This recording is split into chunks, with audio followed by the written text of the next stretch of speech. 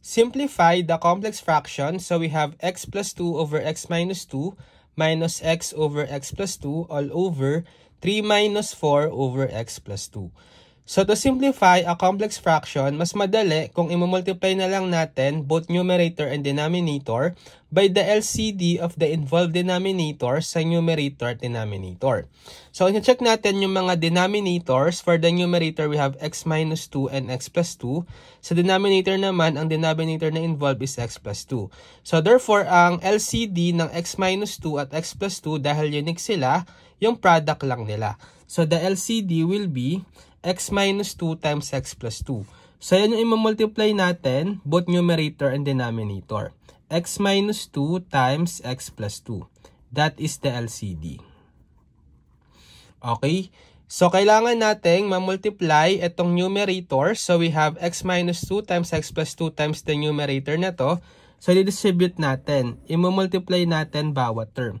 So, kung i-multiply natin itong x plus 2 over x minus 2, by x minus 2 times x plus 2, makakancel natin si x minus 2. So, ang matitira is x plus 2 times x plus 2. So, we will have x plus 2 times x plus 2.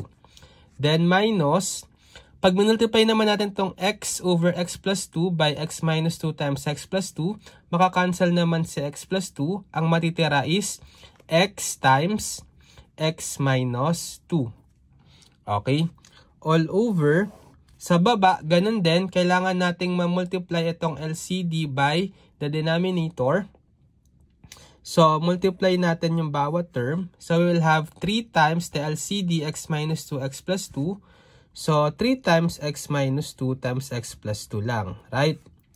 And then, negative of 4 over x plus 2 times x minus 2 times x plus 2. So, makakancel nyo si x plus 2.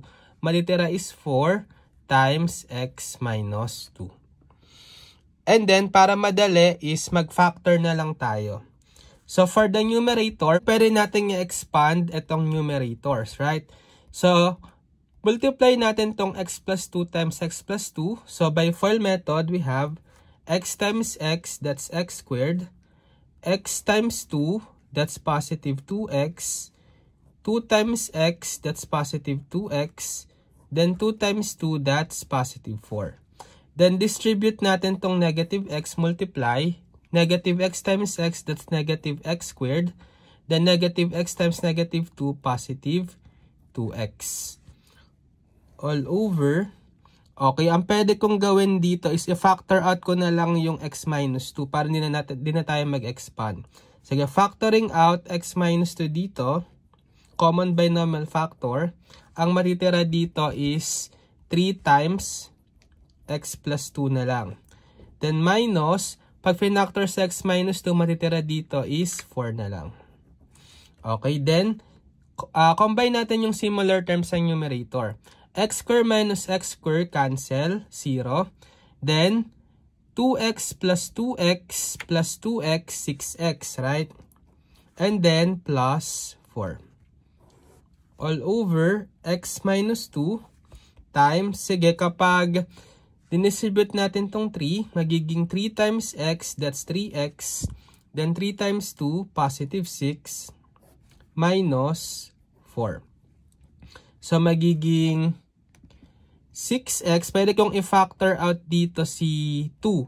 Factoring out 2, magiging 2 times quantity, 6x divided by 2, that's 3x. And then, 4 divided by 2, that's 2. Over x minus 2 times, so we have 3x plus 6 minus 4. So, combine natin yung 6 minus 4, that's positive 2. Right?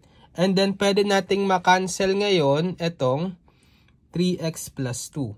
So, ang final answer natin ay magiging 2 over x minus 2 na lang. Okay?